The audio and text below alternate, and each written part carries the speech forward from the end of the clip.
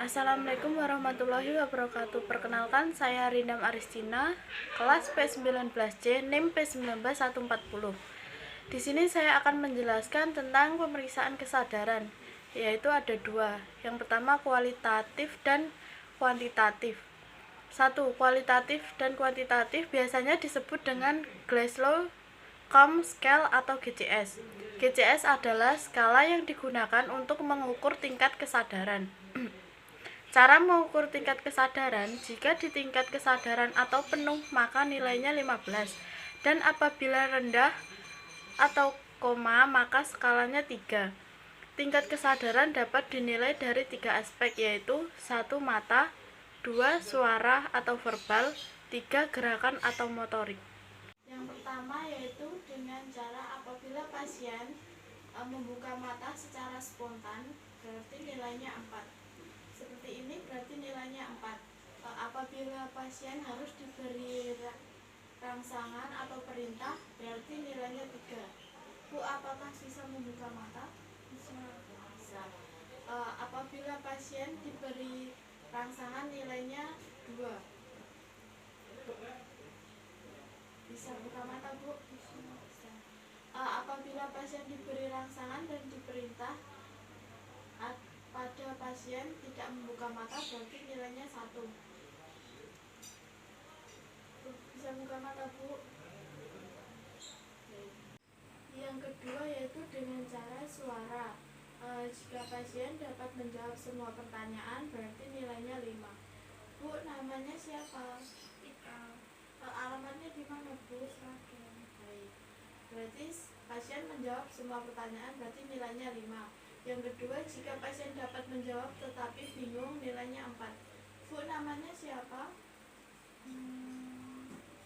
Bingung, Bu? Ya, pasien hanya bingung, berarti nilainya 4. Jika pasien diberi pertanyaan tapi hanya mengeluarkan kata-kata, berarti nilainya 3. Bu, namanya siapa? Baik, berarti nilainya 3. Jika pasien diberi pertanyaan dijawab dengan rintihan, berarti nilainya 2. Bu, namanya siapa?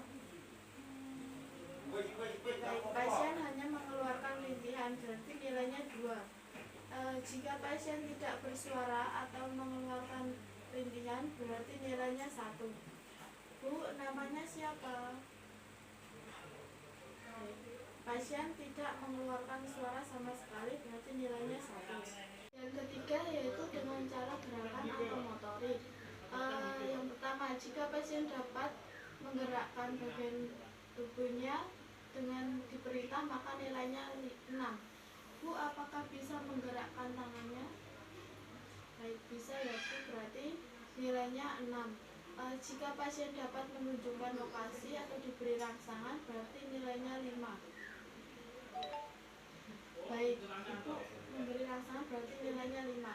Jika pasien dapat menghindar saat diberi rangsangan, berarti nilainya 4. Baik, pasien menghindar saat diberi rangsangan, berarti nilainya 4.